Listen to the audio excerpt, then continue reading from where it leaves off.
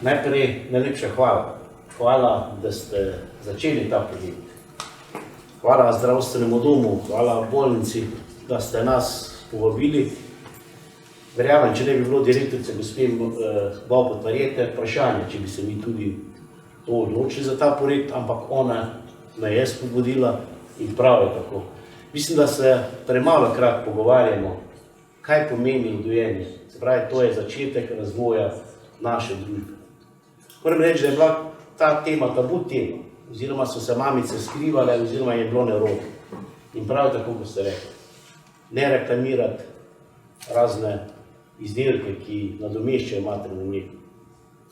Morda je malo težko, ko moški govorimo o tem, ampak ženske to gotovo veste.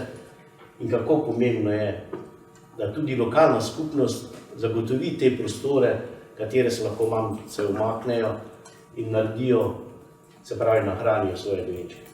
Tudi pri razvoju te družbe je zelo pomembno. Morda se tega premalo zavedamo.